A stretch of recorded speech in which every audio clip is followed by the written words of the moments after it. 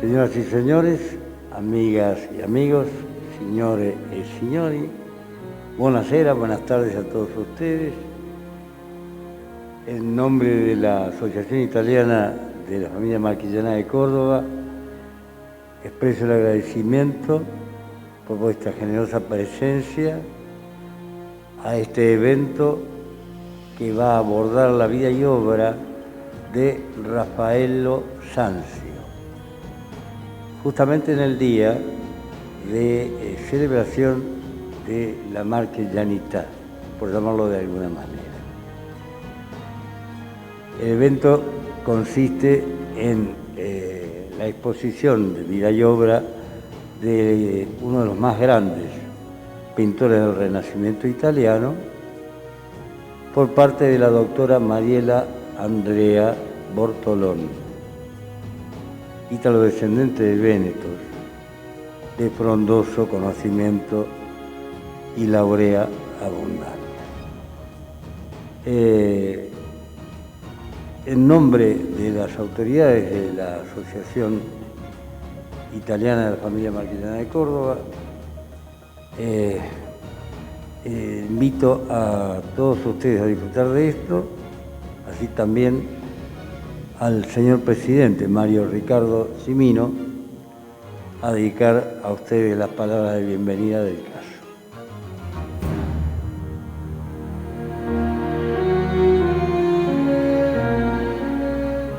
Bueno, muy buenas tardes a todos. Es un placer recibirlos en nuestra casa y muy agradecido de que se hagan presentes a escuchar a tan prestigiosa disertante, la doctora Bortolón. Hoy es un día de fiesta para la región, el Día de la Marque, también el Día de la Virgen de Loreto, patrona de la Marque y también patrona de la aviación. Bueno, los dejo en compañía de nuestro vicepresidente Ivano Badiali, presidente de Fede Marque. Gracias.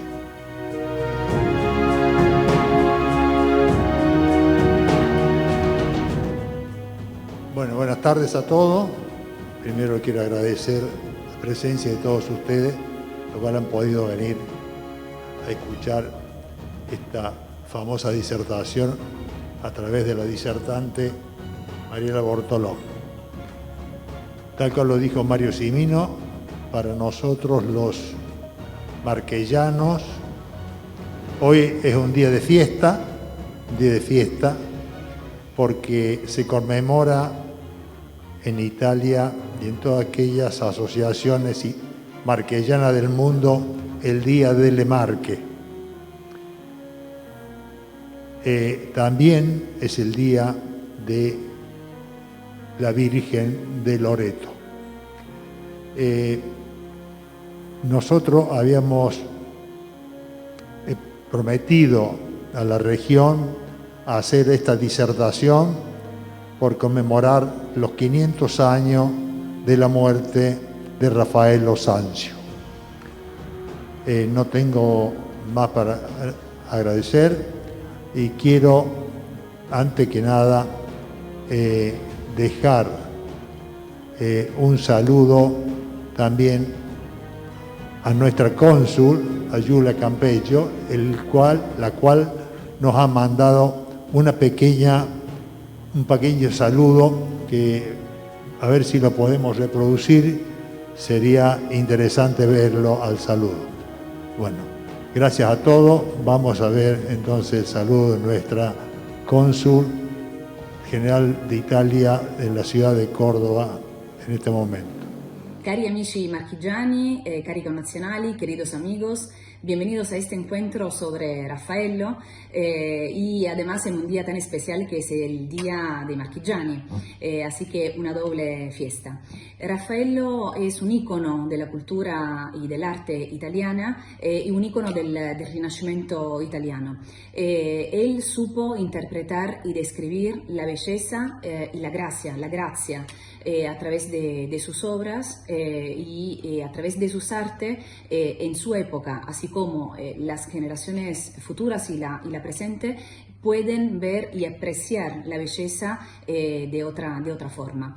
Me parece un artista que es lindo ver y volver a analizar, a vivir en esa etapa tan importante que es el volver a vivir después de la pandemia. Así que a todos ustedes les deseo un lindo encuentro, que lo disfruten mucho apreciando el mensaje de belleza de Raffaello. Tras el saludo de la señora cónsul Giulia Campesio, vamos a entrar de lleno en la presentación explicativa de la obra de Raffaello Sanzio. Todos lo conocen seguramente en un ámbito que, como ven, nos motiva a ello. Estamos rodeados de reproducciones de las principales obras del Renacimiento. A mis espaldas se encuentra precisamente la reproducción de las visitaciones de la Virgen María a su prima Isabel, una de las obras más disfrutadas por quienes aman esta bella expresión artística que es la pintura. Rafael Sanzio se caracteriza su vida por ser muy corta. Los tres que integran el podio son Leonardo da Vinci, Michelangelo Buonarroti y Rafael Sanzio. Este aquí que Michelangelo es de vida longeva, en tanto que Raffaello Sanzio fue de vida muy corta, intensa sí, pero corta. Nacido en 1483, fallece en 1521, pero prolífica su obra, con más de un centenar de pinturas sobre distintos materiales, los frescos de las salas del Museo Vaticano, los lienzos en retratos, en vírgenes y demás, y donde se advierten claramente tres etapas, a saber, aquella primera inicial, cuando abandona ya el taller de su maestro Perugino, de quien hay también aquí en este salón una reproducción de su obra. Esa primera etapa peruginística, donde advertimos la clara influencia del maestro, cuando vemos, por ejemplo, en la figuración de Cristo, la vestimenta de los legionarios romanos, tan similar a la escuela toscana y de Umbría, como, por ejemplo, Fra Angelico y Perugino estilaban.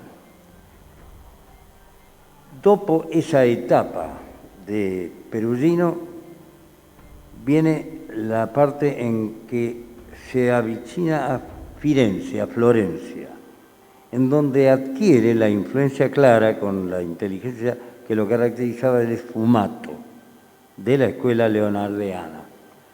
Fueron 4 años, de 1504 a 1508, en los cuales pintó vírgenes, retratos, y todos con esa clara influencia del sfumato.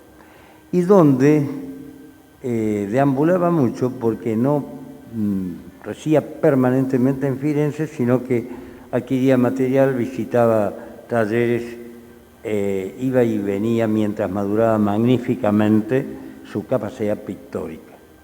Hasta que finalmente, después de 1508, viene la convocatoria a Roma, en donde 2 papas, Julio II y León X, le confían la realización de lo más granado que produjo Raffaello Sanzio, por algunos llamado Santi, porque era hijo de Giovanni di Santi, y por otros simplemente Raffaello o Rafael.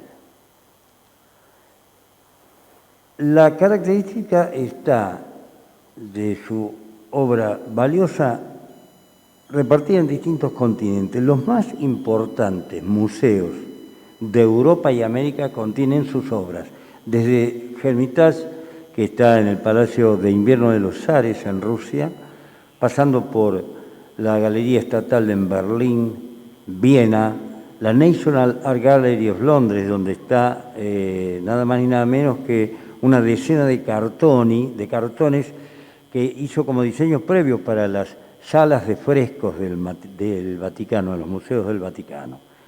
El Museo del Prado lo contiene también. En América, por ejemplo, el Museo de Bellas Artes de Sao Paulo, que contiene esa transfiguración de Cristo, y en el norte de América, desde California a Pasadena, pasando por la National Gallery of Nueva York, distintas familias han adquirido, también por eso se encuentran en sus obras, por ejemplo, la Madonna Bridgewater, según quién los compraba, si era un inglés o si era un estadounidense. Esas tres etapas son las básicas que son observables y abordables por esta doctora Mariela Andrea Bortolón, que nos ha concedido la generosidad de participar con su talento y su conocimiento sobre la obra, con un análisis que es didáctico, fantástico para nosotros, ¿cierto? Porque no encontramos ninguna dificultad en comprender y valorar a este artista. La doctora Mariela Bortolón es profesora de lengua italiana, traductora pública nacional de italiano de la Universidad Nacional de Córdoba, pero tiene formación académica de posgrado en títulos como doctora en Ciencias del Lenguaje, mención en Lingüística Aplicada de la Facultad de Lengua de la Universidad de Córdoba, y es magíster en Lengua y Literatura Italiana en Perspectiva Intercultural. También es docente de grado, dedicación exclusiva para las cátedras de Cultura y Civilización de los Pueblos de Habla Italiana y titular de dedicación simple en la Cátedra de Lengua Italiana Quinto de la Facultad de Lenguas. Como investigadora es docente en categoría 2 designada por la Comisión Regional de Categorización de la Región Centro-Oeste y es codirectora del proyecto Funcionamiento Cognitivo de las Metáforas de la Salud y de la Enfermedad. Ha integrado jurados para concursos y selecciones docentes en numerosos episodios. Y también participa de la formación de recursos humanos en docencia e investigación. Es editora de libros y autora de numerosos capítulos de libros y artículos de revistas especializadas y trabajos publicados. Participa en congresos, jornadas y cursos como expositora, disertante, panelista, coordinadora, moderadora y asistente. Bueno, muchas gracias a la Asociación Familia Marquillana por esta oportunidad, por la oportunidad de difundir la vida y las obras de Rafael. Gracias a Delmo por la introducción sobre la vida de Rafael. Y con esta cita de Giorgio Vasari, que ustedes pueden ver en la imagen, Giorgio Vasari fue un artista italiano que en 1568 escribió la biografía de los más grandes artistas y describe a nuestro personaje de hoy justamente como un dios mortal, como un genio mortal. Me gustaría invitarlos a iniciar un viaje al pasado que nos ayudará a reflexionar sobre la vida de Raffaello Sanzio, que también fue llamado Raffaello da Urbino, a través de un recorrido por algunas de sus obras que de alguna manera marcaron momentos singulares de su existencia. Por lo tanto, intentaremos comprender los orígenes y las experiencias de vida de nuestro genio mortal a través de una serie de preguntas que van a guiar nuestro itinerario. La primera pregunta que me hice al estructurar mi presentación se refiere a los inicios del pintor y concretamente lo que quise saber es cómo logró Raffaello traspasar los límites de su ciudad natal. Sabemos que Rafael nació a pocos metros del Palacio Ducal de Urbino, un Viernes Santo del año 1483. Era hijo del pintor y poeta Giovanni dei Santi, que gozaba de cierto prestigio entre la nobleza urbinate. Y su nacimiento tiene lugar en un contexto más que favorable. Hasta el año anterior gobernó Urbino el duque Federico di Montefeltro, un célebre mecenas que supo construir una de las cortes más refinadas de Europa.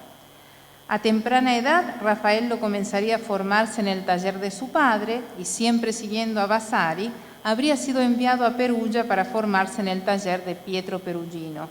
Sin embargo, no todo es color de rosa en la vida de Rafael, ya que pierde a su madre a los 8 años y 3 años después a su padre, por lo que es amparado por su tío.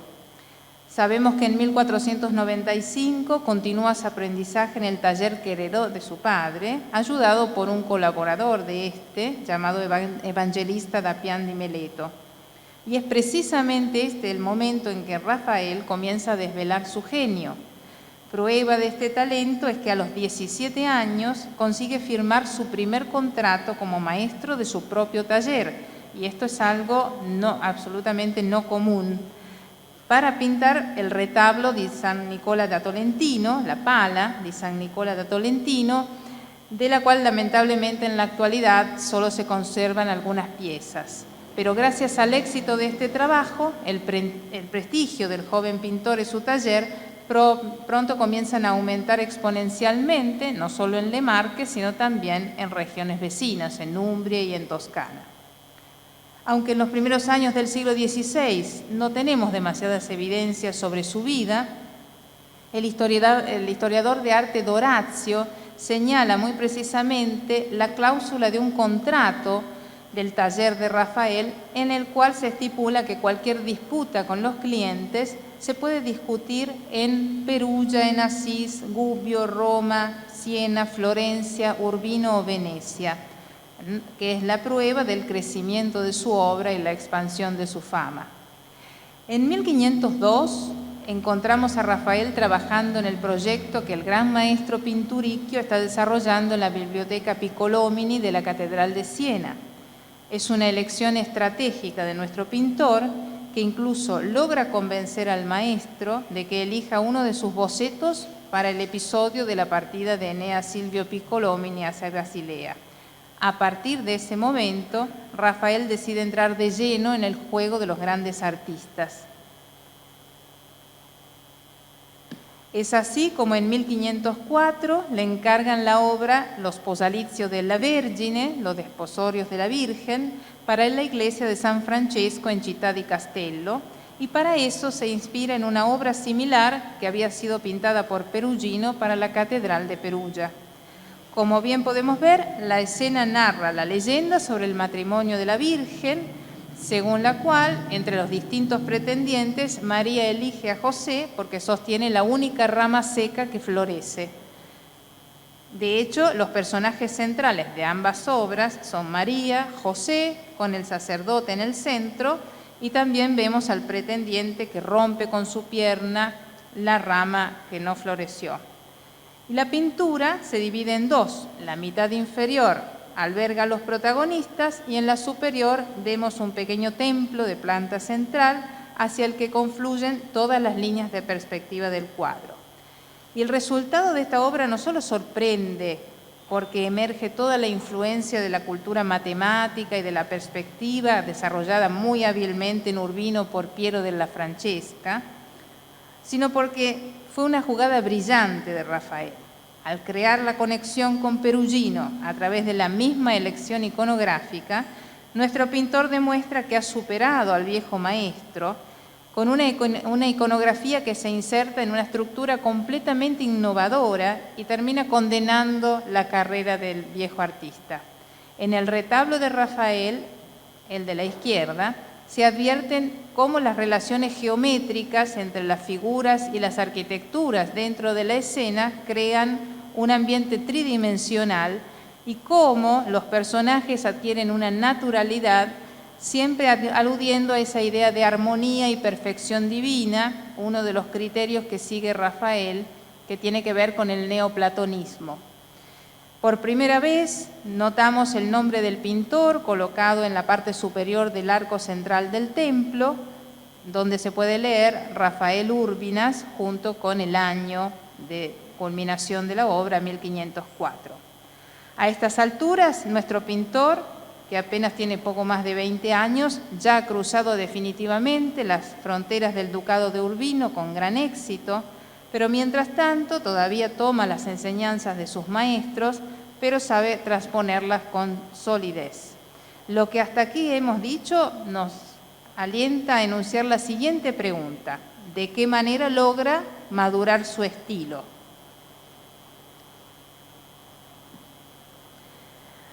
Rafael, como hemos dicho, no se conforma con mostrar su superioridad sobre los artistas destacados del momento. Es consciente plenamente de su talento y quiere demostrarlo en todas partes. Justamente en Perugia, las hostilidades armadas entre las familias Oddi y Baglioni serán el escenario para el encargo de 2 retablos que estos utilizarán para decorar sus capillas privadas y de esta forma expiar sus culpas. Este es precisamente el contexto en el que nace la coronación de la Virgen o Pala Oddi, compuesta entre 1502 y 1504. Un retablo de casi 3 metros de altura que se iba a ubicar cerca de una resurrección que había pintado Perugino algunos años antes. Se trata de un verdadero desafío que le permitió amalgamar el estilo de sus 2 maestros, Perugino y Pinturicchio, en una sola obra, introduciendo, como es normal en Rafael, algunas innovaciones estilísticas. Al igual que en la obra que vimos anteriormente, este cuadro también se divide en 2. En la parte inferior vemos la mitad terrestre con el sepulcro abierto de María y los 12 apóstoles que presencian con asombro su ascensión, y en la parte superior aparece la parte divina, en la cual Cristo corona a la Virgen en medio de una procesión de ángeles, amorcillos, querubines y serafines.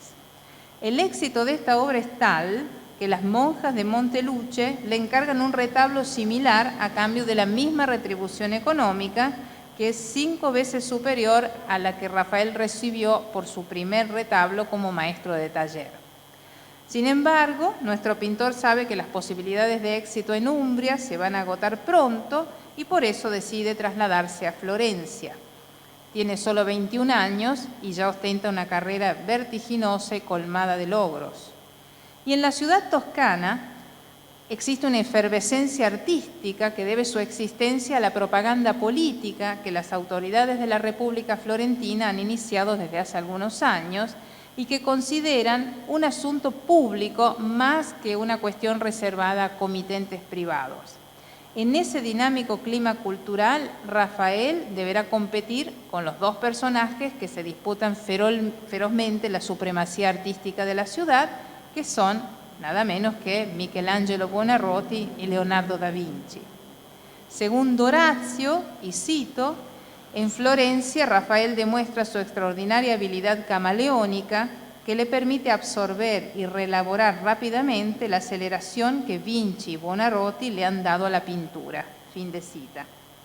Nuestro pintor, por ejemplo, ve la Batalla de Anghiari de Leonardo y el David de Miguel Ángel y se anima a reproducirlos juntos en un dibujo en el que los toma como modelo, aunque les imprime, como es habitual, su impronta original con una extraordinaria libertad creativa. Pero al contrario de lo que Rafael esperaba, las 2 cartas que envió la familia Montefeltro a Pier Soderini, el confaloniero perpetuo de Florencia, uno de los personajes más influyentes de la ciudad, no logran el efecto deseado, dado que Rafael no recibe más que pequeños encargos de la República Florentina. A pesar de eso, el pintor sabe cumplir esos encargos con insuperable habilidad, pero no satisfecho con esto, comienza a frecuentar algunos mercantes de la ciudad con la esperanza de recibir algún trabajo importante para poder mostrar a la ciudad su talento artístico. Y el momento llega de la mano de Taddeo Taddei, un mercante con el que el pintor trabará una amistad y que le encargará, sus 22 años, la primera de una serie de vírgenes con el niño que Rafael va a pintar con su estilo absolutamente personal. Se trata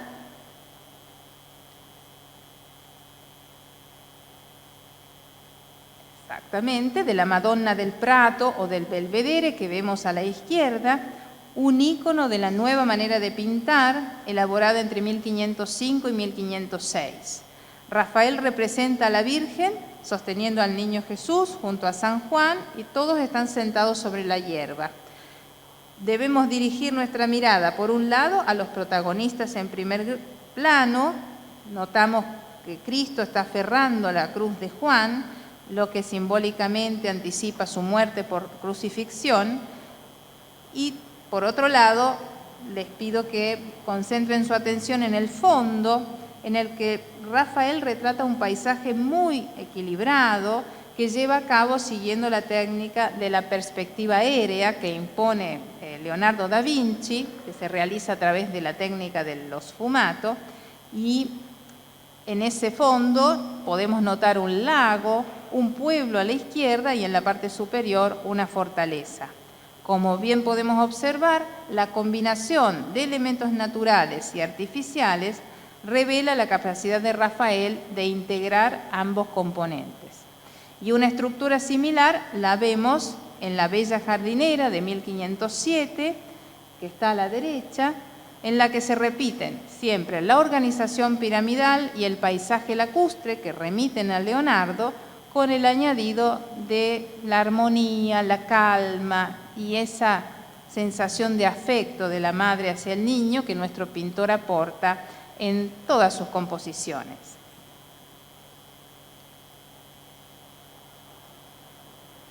Al 1506 también se remonta la Madonna del Cardellino, encargada por el mercante de lanas Lorenzo Nasi para su matrimonio con una noble florentina, y aquí vemos a la Virgen con un pequeño libro en su mano, al Niño Jesús entre sus piernas y a la izquierda a San Juan Bautista con un jilguero, que es el símbolo de la pasión de Cristo. Y como vimos en los cuadros anteriores, María luce su tradicional vestido rojo, también símbolo de la pasión de su Hijo, y el manto azul que simboliza la Iglesia, y todo está representado de la manera armoniosa, típica de Rafael, que remite a la belleza ideal neoplatónica. Esta vez la pradera continúa hacia el fondo, donde la perspectiva aérea revela algunos árboles y más lejos un arroyo, un puente, colinas e incluso un pueblo. La siguiente Madonna es la Madonna Bridgewater. En este cuadro notamos que la Virgen y el niño están representados sobre un fondo oscuro, el mismo fondo que se va a repetir en la obra de la derecha, la Madonna de la Seggiola, que pertenece a la fase romana de nuestro pintor. Y volviendo al segundo cuadro, vemos cómo la Virgen y el niño están representados en un movimiento serpentino. Vemos cómo el niño intenta tomar el velo de la madre apenas lo roza con sus manos, mientras lo mira con mucha dulzura. Esa posición del niño evoca el Tondo Taddei, un bajorrelieve realizado por Miguel Ángel, que podemos ver en la imagen pequeña.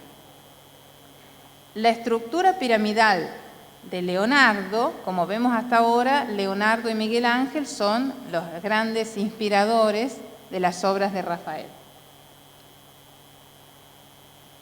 Esa estructura piramidal de Leonardo y la influencia del Tondo Doni de Miguel Ángel que vemos en la imagen pequeña de la derecha, se hacen también evidentes en esta obra, en la Sacra Familia Canigiani, que Rafael pintó en 1507 para la boda entre un rico mercante y una noble florentina, que constituiría una clara invitación a los jóvenes a formar una familia.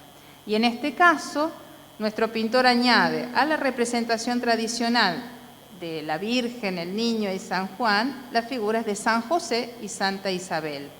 Notemos aquí también la plasticidad de las figuras y la armonía que existe entre los personajes y el entorno natural. Ahora bien, el éxito de todas estas obras es producto de la oportunidad que tiene Rafael en Florencia de asistir a los talleres de los pintores más destacados de la ciudad, donde puede observar la forma en que se conciben y se pintan sus obras, sin saber que el prestigio de estos artistas pronto va a ser opacado por un Rafael que sabe captar los estilos de sus contemporáneos y resignificarlos en un lenguaje completamente original. Pero ahora los invito a volver en el tiempo a 1505 y a una serie de retratos privados que pintó Rafael durante su periodo florentino. Sí, con el retrato de Isabel Gonzaga, la duquesa de Urbino, que vemos a la derecha, queda fuera de la moda leonardiana de representar a los personajes siguiendo la técnica del contrapposto, una técnica en la que la figura está sentada y gira su rostro en una dirección opuesta a la del resto del cuerpo. Como vemos en cambio en La Dama del Unicornio, el cuadro de la izquierda, en el cual vuelve a demostrar su extraordinaria capacidad para advertir las novedades del momento, pero dándoles su toque personal. La modelo, como vemos, aparece sentada en un balcón, sosteniendo en sus brazos un unicornio, que es el símbolo de la virginidad. Su mirada es fría y distante, lejos de cualquier atisbo de sensualidad que fuera capaz de comprometer su castidad. Junto al azul del paisaje contrastan los colores cálidos del vestido y la joya que luce en su cuello. No sabemos realmente quién era la mujer representada en este cuadro, pero podemos suponer que Rafael a estas alturas ya se ha convertido en uno de los retratistas favoritos de la clase alta florentina. Prueba de ello son los retratos de los esposos Agnolo Doni y Maddalena Strozzi, pintados en 1506, en los que nuestro artista se distancia de la tradición neoplatónica, la tradición idealizada, para apuntar en cambio a la verosimilitud. De hecho, y si nos concentramos en el retrato de la izquierda, vemos cómo Rafael retrata fielmente a Magdalena, reproduciendo no solo sus facciones, sino también sus defectos, siempre siguiendo el modelo de la Gioconda de Leonardo. La pintura privilegia la línea curva, comenzando por el óvalo del rostro, luego continúa con los hombros y el escote de la mujer, e incita al espectador a dirigir la mirada hacia sus manos, que están pintadas hasta en el más mínimo detalle. Si prestamos particular atención al vestido, veremos cómo la recreación del juego de pliegues de las mangas y el diseño de las telas también es realmente minucioso y es una característica que volveremos a ver en uno de los retratos que veremos a continuación. Este retrato de Maddalena Strozzi y la Dama del Unicornio han suscitado controversias entre los historiadores del arte por la existencia de numerosas similitudes entre ambas obras. Los hombros redondeados de ambas, el cabello, la nariz puntiaguda, una perla idéntica en ambos cuadros, el unicornio, que también aparece en una de las piedras del collar de Maddalena Strozzi, son algunas de las pruebas. Para muchos es de hecho la misma mujer retratada en dos momentos de su vida. Si esto fuera cierto, vemos cómo Rafael demuestra una altísima sensibilidad para captar el paso del tiempo, porque de hecho en La Dama con el Unicornio, si se trata efectivamente de Magdalena, quizás fue representada antes de la boda, mientras que en el retrato posterior la vemos con un aspecto cansado, desprovisto de esa inocencia original. Con respecto a la vida de Rafael en estos años, siempre seguirá siendo un misterio, porque existen muy pocos documentos que dan fe de su residencia real, excepto los del periodo florentino. Ni siquiera podemos trazar un recorrido de su permanencia en las principales ciudades de la época, precisamente por la ausencia de contratos o informes que pudieran sugerir lugares o fechas precisas. Solo nos quedan sus obras y un misterio que nos habilitan a enunciar nuestro próximo interrogante. por qué exactamente cuando logra consolidar su prestigio entre la nobleza florentina, Rafael decide abandonar repentinamente la ciudad.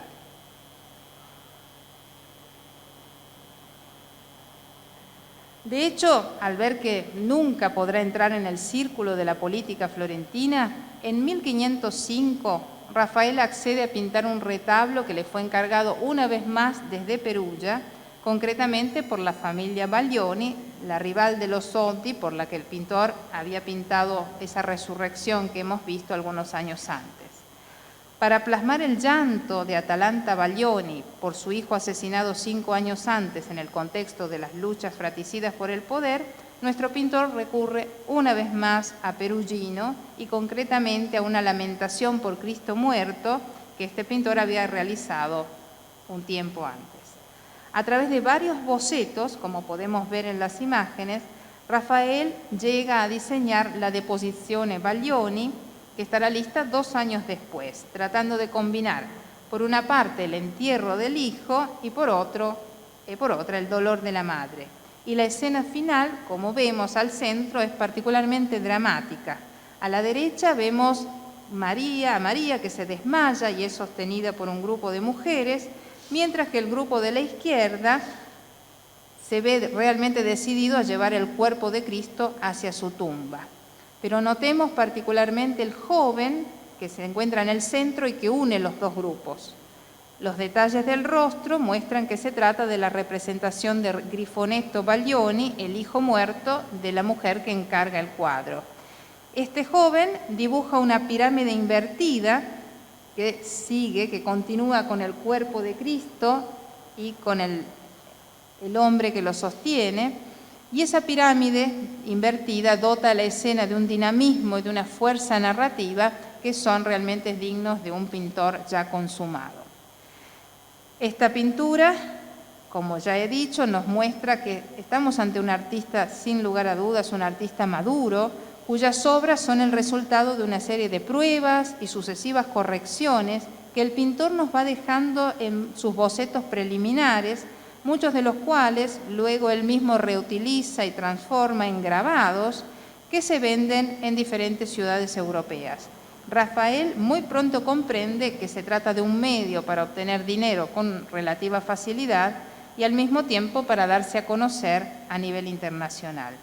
Y esta es una demostración de que además de ser un pintor excepcional, también es un emprendedor admirable. Tras la Deposizione Baglioni, en 1508 comienza a pintar la Madonna del Baldacchino, que va a dejar inconclusa cuando recibe un llamado inesperado de Roma. En ese año, el Papa Julio II de la Rovere lo convoca con urgencia. La ciudad ha adoptado la ola renacentista y se encuentra en una fase activa de transformaciones urbanas, que no solo son comisionadas por el Papa, sino también por cardenales, por órdenes religiosas y por privados. Todos pugnan por llamar a los mejores arquitectos, pintores, escultores y maestros constructores para trabajar en esa febril transformación de la ciudad, siempre en una especie de propaganda política que insinúa los proyectos del Papa. Ahora, ¿cuáles son los proyectos del Papa? Por un lado, devolver a Roma la gloria de su pasado imperial y por otro, hacer que el poder del papado sea reconocido ante los ojos del mundo. Inclusive la Basílica de San Pedro sufre su reconstrucción de la mano de también marquillano Donato Bramante, que será el responsable directo de la llegada de Rafael a Roma. Pero aquí nos preguntamos por qué Bramante propone justamente a Rafael para integrar el grupo de artistas encargados de la decoración de las habitaciones privadas del pontífice. Seguramente porque ambos nacieron en Urbino y no se sabe si por una cuestión de amor patriótico o por agradecimiento al padre de nuestro pintor, Bramante logra persuadir al Papa de que convoque a Rafael. Pronto nacerá entre ellos una amistad, mientras que el Papa Julio II se va a convertir en uno de sus más fervientes admiradores y mecenas. Pero Rafael no solo es excelente en la técnica pictórica, también es un artista meticuloso que sabe recurrir a los intelectuales que trabajan en la corte de Julio II para dar vida a un programa iconográfico que es excepcional desde el punto de vista artístico, muy preciso desde el punto de vista conceptual y orgánico desde la óptica del programa propagandístico del Papa. Y de esta manera llegamos a la decoración de las habitaciones del Papa, ubicadas en el segundo piso del Palacio Apostólico. Se trata de un lugar accesible solo para las personas que tienen una relación directa con el pontífice, las cuales, según el proyecto papal, admirarían los frescos para poder difundir luego el poderío de la Iglesia bajo su pontificado y la fuerza explosiva de la misión católica. En palabras de Dorazio, Rafael se va a convertir en el brazo armado del Papa, un artista que concentra dos elementos indispensables en sus obras. Por un lado, el contenido de esa propaganda política y religiosa, y por otro, imágenes prodigiosas con la fuerza necesaria para asombrar a los invitados e instarlos a difundir su perfección y su originalidad en todos los rincones del mundo. Para lograr este objetivo, nuestro pintor experimenta con iconografías completamente novedosas y muy complejas que quedarán inmortalizadas en las paredes de 3 salas. Así, entre 1508 y 1511, en la stanza de la Señatura, que es la que vemos en la imagen, Rafael será puesto a prueba. El programa iconográfico propone la alternancia de las 3 grandes categorías neoplatónicas: la verdad, el bien y la belleza. La verdad sobrenatural estará representada por la disputa del Santo Sacramento, que vamos a analizar en un momento, es decir, la teología, mientras que la verdad racional va a aparecer en la famosa Escuela de Atenas. El bien se expresa a través de la figura de las virtudes cardinales y teologales y la belleza en el Parnaso.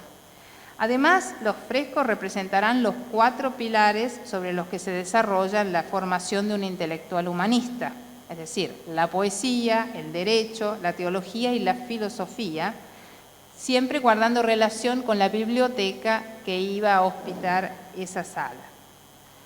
Pero antes de eso,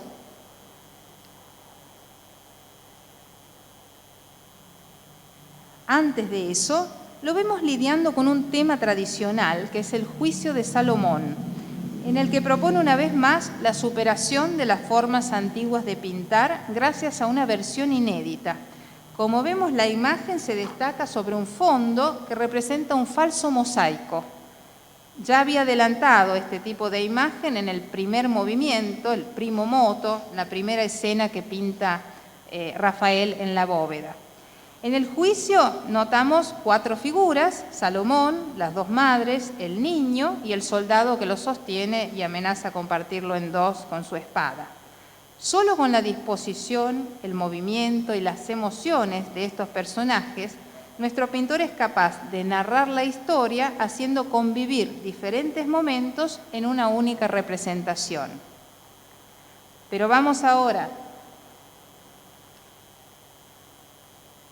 a analizar la disputa del Santo Sacramento, porque allí Rafael logra representar a la Santísima Trinidad dispuesta verticalmente en el centro del cuadro a través de las figuras de Dios, Jesús y el Espíritu Santo en 2 semicírculos. Aquí también notamos una escena dividida en 2.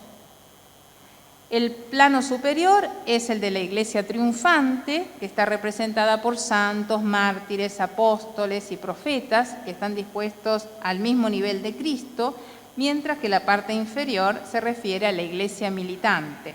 A ambos lados del altar notamos la presencia de papas, padres de la iglesia, personajes históricos como Dante Alighieri, que se ve a la derecha, el Papa Sixto IV, y de manera coherente con el hábito de Rafael, algunas de las figuras están representadas con las características de personajes de su entorno real, como el Papa Julio II y Bramante. Bramante lo vemos en la extrema izquierda.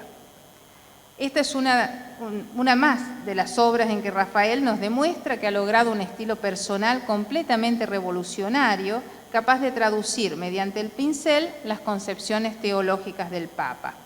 Y como hemos dicho, La filosofía está representada en uno de los cuadros más famosos de Rafael, la Escuela de Atenas, en la que un escenario arquitectónico con una sólida perspectiva geométrica enmarca las figuras de filósofos, científicos, políticos, artistas que están dispuestas en el interior del recinto. El punto de vista desde la parte inferior hace que la composición adquiera mayor monumentalidad y la disposición, la postura de los personajes crean un equilibrio compositivo que le proporciona a la obra una armonía y un equilibrio inigualables. El punto de fuga, el ojo del espectador, se proyecta hasta el centro, en el medio de las cabezas de los personajes centrales, Platón y Aristóteles, quienes señalan respectivamente el cielo y el suelo, representando las dos corrientes filosóficas del idealismo y del materialismo. Y a su alrededor hay personajes que son fácilmente reconocibles: Diógenes en los escalones, Zenón, Epicuro, Heráclito con los rasgos de Miguel Ángel en primer plano, a la derecha Ptolomeo, Zoroastro, Euclides, junto con el retrato del propio Rafael y de otros personajes de la época, como el sobrino de Julio II, Francesco Maria della Rovere, Federico Gonzaga, el futuro duque de Mantova. Esa división en grupos que vemos en el fresco representaría entonces las artes liberales, la base de la educación de cualquier humanista. La retórica y dialéctica arriba, a la izquierda la gramática, la aritmética y la música, y a la derecha la geometría y la astronomía. Se dice que al ver estos dos frescos que hemos analizado, el Papa queda fascinado por la vitalidad y la energía que transmiten. Tanto es así que despide al resto de los pintores y encarga toda la decoración de sus departamentos a nuestro artista. Así Rafael, el último en llegar a Roma, con menos de 30 años, de repente logra convertirse en alguien indispensable para la corte papal.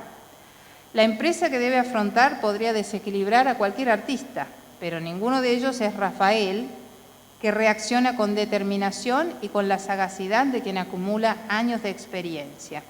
Y al contrario de lo que hace Miguel Ángel, que en esos años se encierra en la Capilla Sixtina sin permitir que nadie vea sus frescos hasta la terminación de su obra, Rafael decide conservar a los pintores que ya trabajaban en los departamentos y convierte la tarea en una especie de empresa colectiva. De esta forma, se beneficia de los consejos de los artistas más experimentados sobre una obra de tal envergadura y complejidad, y al mismo tiempo recurre a los pintores más jóvenes para llevar a cabo el proyecto. En pocas palabras, sus grandes cualidades de flexibilidad y control de la situación le permitirán comportarse hábilmente al frente de la obra, no solo en lo que respecta a la gestión artística del proyecto, sino también a la coordinación del grupo de pintores, porque como hemos dicho, nos encontramos a algunos ya consagrados y otros recién llegados que tienen una fuerte ambición por descollar. En 1514, en el trono papal ya no encontramos más a Julio II, que ha muerto, encontramos en cambio a Giovanni dei Medici, León X. Durante ese año también muere su amigo Bramante y, como podemos suponer, la elección del nuevo arquitecto de la obra de San Pedro recae precisamente sobre Rafael, que acepta sin ninguna duda, aunque nunca se destacó por el diseño de obras arquitectónicas precisamente. Se trata de una ocasión desafiante, precisamente porque el pintor de Urbino está lidiando con un gran número de obras pendientes al mismo tiempo, desde retratos hasta frescos de las salas del Vaticano, pasando por la decoración de palacios privados. Como hemos visto hasta aquí, sabemos mucho sobre las obras, sobre algunas fases de la carrera de Rafael, pero hemos dicho muy poco sobre su vida privada. Por eso deberíamos preguntarnos cómo era Rafael en la vida cotidiana, quiénes eran las personas que lo frecuentaban. Son pocos los documentos que dan testimonio de su vida personal. Tenemos las cartas que intercambia con familiares de Urbino, la correspondencia con amigos como Baldassarre Castiglione, a quien en una carta de ese mismo 1514 Rafael confía su angustia. Se siente honrado por el cargo de arquitecto de San Pedro, pero representa para él una gran responsabilidad, tanto que va a buscar inspiración no solo en los tratados del gran arquitecto romano Vitruvio, sino también en la exploración arqueológica de Roma. Además de tomarse la libertad de innovar, Rafael es consciente de que debe volver a adoptar el modelo clásico para evitar cometer errores. Y así, en 1515, encontramos a nuestro pintor empeñado en realizar un censo de todas las antigüedades existentes en Roma y escribe una carta dirigida directamente al Papa León X, esto demuestra la confianza que el Papa le profesaba, en la que revela su crítica a la pérdida de tantas obras romanas que con el tiempo fueron destruidas y utilizadas como materiales de construcción para los palacios de la época. Además, en esa carta declara abiertamente la necesidad de inspirarse en el modelo antiguo y veremos a continuación de qué modo la investigación arqueológica nutrirá sus creaciones. En cuanto a su vida amorosa, una carta escrita en julio de ese año a su tío, Simone de Battista Charla, revela un episodio relacionado con una mujer con la cual su tío deseaba que él se casara. Pero Rafael es muy consciente de que el hecho de no estar casado le ha permitido dedicarse de lleno a su carrera sin ningún tipo de impedimentos. En esa misiva, nuestro pintor menciona además su nivel de vida. De hecho, sabemos que logra acumular una fortuna para nada despreciable, que poco a poco alimenta gracias a las obras solicitadas por numerosos comitentes, e incluso declara que recibe 300 ducados de oro vitalicios por su tarea como arquitecto de las obras de San Pedro. Un trabajo duro, pero bien recompensado. Si bien no se sabe si sus palabras son realmente ciertas, de las cartas también se ha podido saber que logró realizar inversiones inmobiliarias, lo que revela una situación económica bastante holgada. Pero les propongo ahora cruzar las puertas del Vaticano para que demos un paseo por otras intervenciones pictóricas de Rafael en Roma. Nuestra primera parada es la actual Villa Farnesina. En ella, el mercante y banquero sienés Agostino Chigi, recién llegado a Roma, quiere demostrarle a la nobleza romana que es digno de formar parte de ese círculo y por ello contrata al taller de Rafael para decorar su nuevo palacio, que entonces se denominaba Villa Chigi.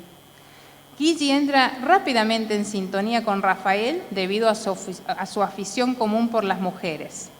Vasari, de hecho, difunde esta característica del pintor cuando indica que, y cito, Rafael era una persona muy afectuosa y aficionada a las mujeres y continuamente dispuesto a recibir sus servicios. Eso escribe el biógrafo. Vasari sigue contando cómo los deleites carnales del pintor se convirtieron en un obstáculo para su trabajo habitual, tanto que su amigo Chigi le permitió llevar a su amante a vivir con él a la parte de la villa donde trabajaba para asegurarse la continuación de las obras.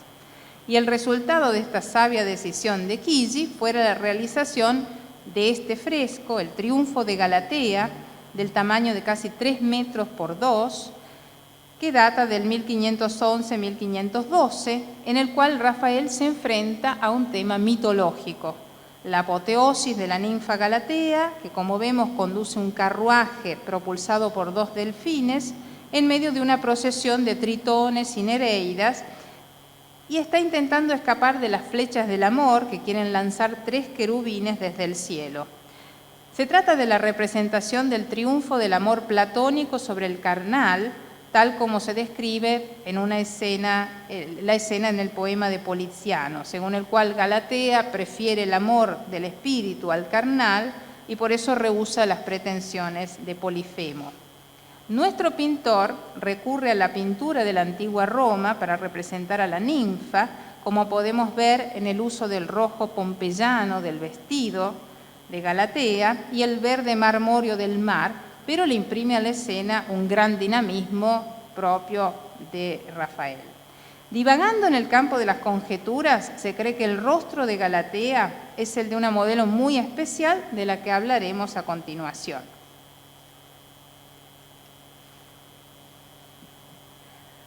Pasamos ahora a hablar de una pintura, la pintura de la derecha, que quién sabe por qué razón Rafael guardó en su casa hasta su muerte, la Fornarina. Un cuadro elaborado entre 1518 y 1520, del cual se desconoce el comitente. Todo el mundo asegura que la modelo no es otra que Margherita Luti, la hija de un panadero de Vía Santa Dorotea en Trastevere, que vive a pocos metros de la entonces Villa Chigi.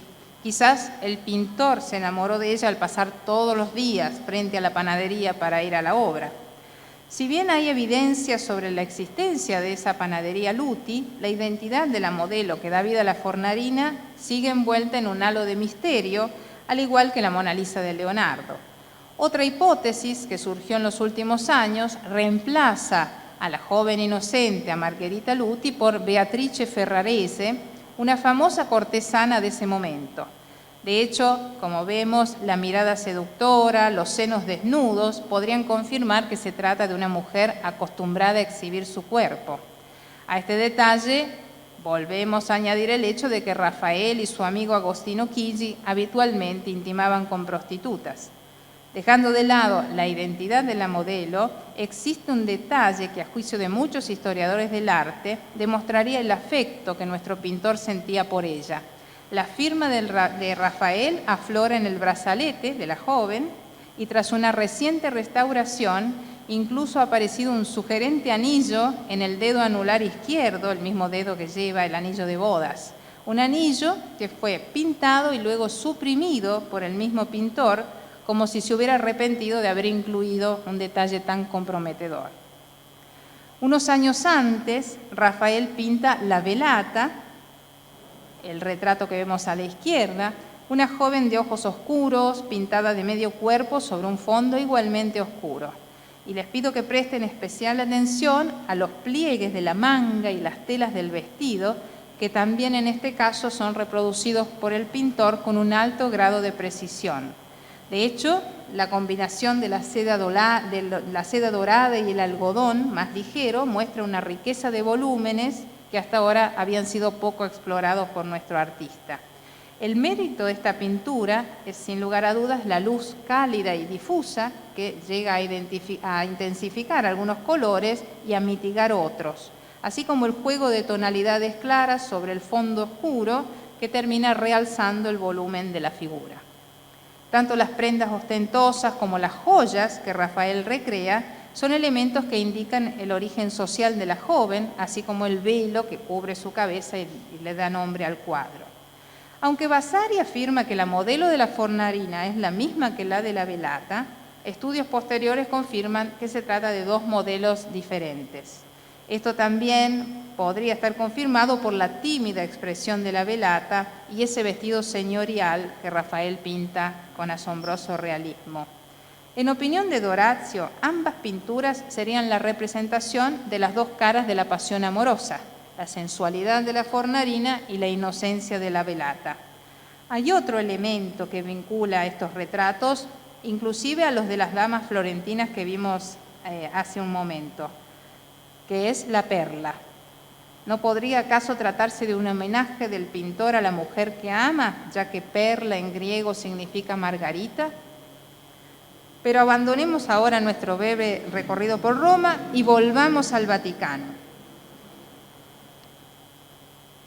De todas las estancias del aposento papal que hemos descrito, la sala del incendio del Borgo es quizás la menos lograda desde el punto de vista conceptual, es decir, del mensaje de las imágenes, ya que solo se limitan a una exaltación de la figura del pontífice. Pero en las escenas representadas se destaca el resultado de ese golpe de timón que da nuestro pintor hacia la antigüedad. Realizado entre 1514 y 1517, este fresco forma parte de un ciclo decorativo en el que Rafael narra otras tres historias y en esta, precisamente, alude al incendio del año 847 cerca de la Basílica de San Pedro, que solo logra extinguirse gracias a la bendición papal. La antigua basílica, que fuera construida por el emperador Constantino, se puede apreciar en el fondo del cuadro, mientras más adelante advertimos la presencia de algunas personas que rezan arrodilladas en los escalones del Palacio del Papa, esperando por una solución. Y en primer plano a la izquierda vemos también a Eneas, que carga a su padre Anquises sobre sus hombros y camina junto a su hijo Ascanio. De esta manera, con estos personajes, Rafael quiere conectar el fuego de Troya con el de Roma y celebrar la mítica fundación de la ciudad por parte del héroe troyano, según lo que nos cuenta Virgilio. Los cuerpos desnudos, especialmente el del joven de la izquierda, sin duda hacen referencia a la representación anatómica propia de Miguel Ángel, mientras que las mujeres de la derecha que intentan calmar a los niños, las personas que desesperan por buscar agua para apagar las llamas, subrayan la teatralidad del fresco. A pesar de las diferencias que existen en estas tres grandes estancias, en estas tres grandes stanze, tanto la de la Señatura como la de Heliodoro, que no hemos visto, y la del incendio de Borgo, están atravesadas por una narrativa que, si bien es compleja, se vuelve coherente y cohesionada en manos de nuestro pintor. Se trata de una obra maestra, lograda de manera exitosa gracias a la gran cantidad de bocetos preliminares que Rafael dibuja para estudiar hasta el más mínimo detalle de cada escena.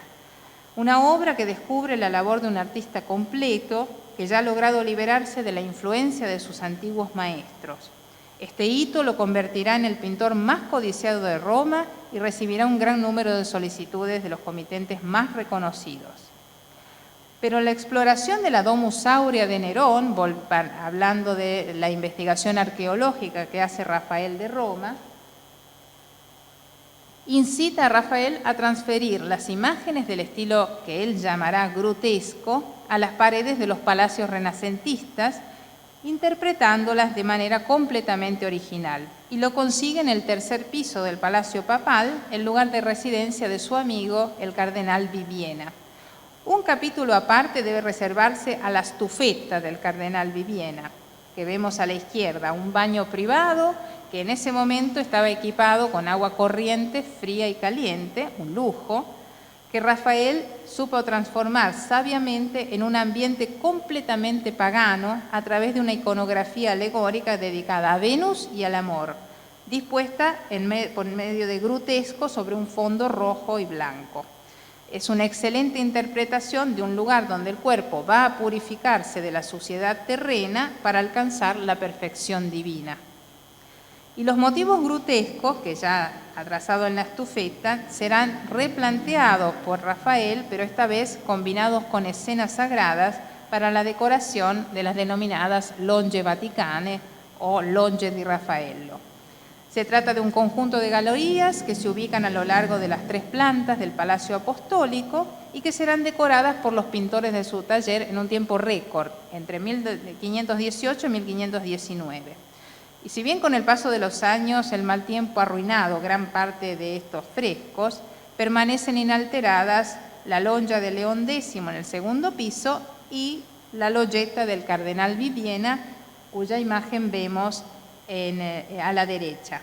En esta última en particular notamos un complejo entramado que podemos descubrir en la imagen central, en un entramado de querubines, animales fantásticos, que están dispuestos en el interior de pequeños pabellones y columnas que remiten a una falsa arquitectura, al cuarto estilo pompeyano de la pintura romana, en consonancia con el gusto por lo exótico que estaba de moda en esos años. Pero concentrémonos ahora en 1519.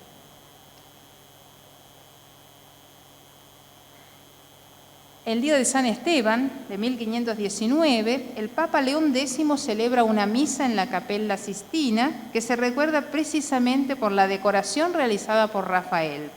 Se trata de 10 tapices, como podemos ver, que cuelgan en la parte inferior de las paredes, tejidos por un famoso taller de Bruselas en base a los cartones pintados por nuestro artista, que representan las historias de los santos Pedro y Pablo.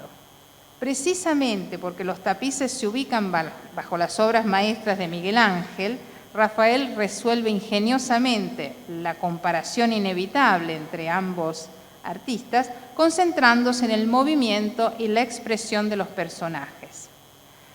Y llegamos a nuestra última pregunta: ¿cuál es el último desafío de Raffaello? Para responderla debemos presentar a otro personaje, el cardenal Giulio dei Medici, el futuro Papa Clemente VII, que se propone decorar la iglesia de San Justo en Narbona, en Francia, y con este plan encarga a Sebastiano del Piombo una resurrección de Lázaro y a Rafael una transfiguración. Para nuestro pintor se trata de un gran desafío que no puede rechazar, porque Sebastiano del Piombo es un pintor muy activo en Roma y además es discípulo de Miguel Ángel. Y al contrario de lo que ocurre con el resto de las obras, que Rafael termina en muy poco tiempo con la ayuda de los pintores de su taller, este retablo, que tiene poco más de 4 metros de alto y casi 3 de ancho, muestra solo el pincel de nuestro pintor, que trabajó exclusivamente en la obra por un periodo de prácticamente 4 años. Hacia el mes de marzo de 1520, la Transfiguración sigue en su taller, porque Rafael ya no tiene fuerzas para pintar. Vasari describe este momento indicando, y cito, que seguía dedicado a sus amores en forma oculta y entregándose sin medida a los placeres. Ocurrió que una vez se desordenó más que de costumbre y volvió a su casa con una fiebre intensa. De hecho, hace ya 15 días que el pintor de Urbino sufre de fiebre, la sangría que le practicaron los médicos no ha podido bajarla. Quizás el trastorno provocado por esos excesos amorosos al que se refiere Vasari no sea otro que la sífilis, otras hipótesis sobre su enfermedad a la malaria o inclusive a un envenenamiento. Nunca sabremos qué sucedió realmente. Lo que sí sabemos es que sus aprendices le acercan el cuadro junto a su cama para que cierre los ojos admirando su última obra maestra. Y así muere Rafael, el mismo día en que nació, que fue el Viernes Santo a la edad de 37 años. Y dice Vasari, es de creer que como con su talento embelleció el mundo, su alma habrá adornado el cielo. Sobre su testamento, Vasari nos relata que dividió sus bienes entre sus discípulos, Giulio Romano y Giovan Francesco Fiorentino, un pintor conocido como il Fattore, y su tío de Urbino. También dejó la orden de ser enterrado en la tercera capilla del Panteón, precisamente en la que alguna vez estuvo ubicada la estatua de Venus, la diosa de la belleza, y dejó dicho de colocar una imagen con el niño sobre su tumba, que más tarde se llamaría la Madonna del Sasso. Pero el verdadero legado de Rafael es la increíble sucesión de obras maestras producidas en sus apenas 37 años de vida. Qui giace Raffaello, dal quale la natura temette mentre era vivo di essere vinta, ma ora che è morto teme di morire. Aquí yace Rafael, de quien mientras vivió la naturaleza temió ser vencida y cuando murió tuvo miedo de apagarse con él. Este es el epitafio compuesto por el escritor Pietro Bembo para la tumba de su amigo Rafael en el Panteón, y el Panteón es un lugar emblemático por la continuidad existente entre el culto pagano y el cristiano al que tantas veces supo recurrir el pintor, además de ser un lugar reservado a las personalidades más célebres de Roma. Para terminar, ¿qué podemos añadir a todo lo que dijimos? Hemos trazado la vida y la obra de un arquitecto, un arqueólogo, pero por sobre todo un pintor admirable.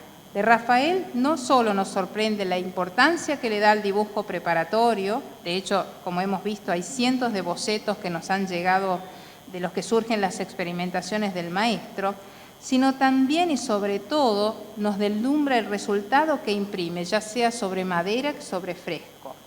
También es impresionante la cantidad y variedad de obras que logra realizar de manera asombrosa en tan pocos años. Pero también es cierto que oculto detrás de sus obras, también descubrimos su rostro humano, el hombre Rafael, que siempre supo remitirse a Urbino, su patria marquillana. El hombre que prefirió su amor por mujeres desconocidas en lugar de un buen matrimonio. El hombre culto y sociable que cultivó buenas amistades y la admiración de los mecenas más prestigiosos del momento. capaz también de rivalizar con los mejores artistas de la época. El hombre agudo e intuitivo y lo suficientemente hábil como para dirigir uno de los talleres más prósperos de Europa y coordinar las actividades de grandes equipos de trabajadores dedicados a la construcción y decoración de los grandes palacios de la Roma renacentista. En definitiva, un hombre de temperamento pragmático que supo ser humilde, astuto, orgulloso cuando era necesario y desafiante cuando la ocasión lo merecía. Rafael es un extraordinario embajador de la tierra de Urbino, un artista poliédrico que supo combinar la perfección de lo antiguo con la libertad creativa del Renacimiento. Un genio mortal, sin lugar a dudas. Muchas gracias.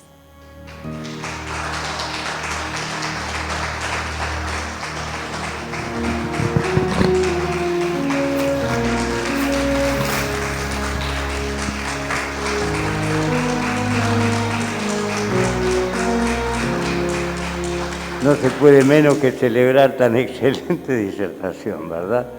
Invito al presidente de Fedemarque, señor del ingeniero Ivano Badiali, a cerrar el acto, por favor.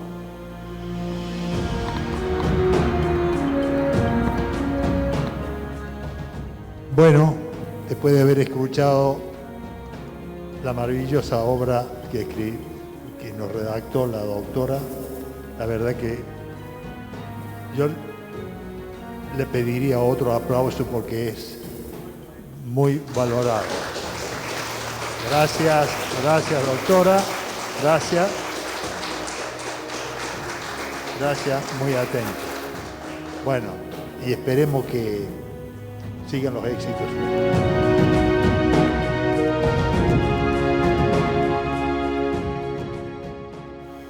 Señor presidente de la asociación, le hace entrega de un ramo de flores.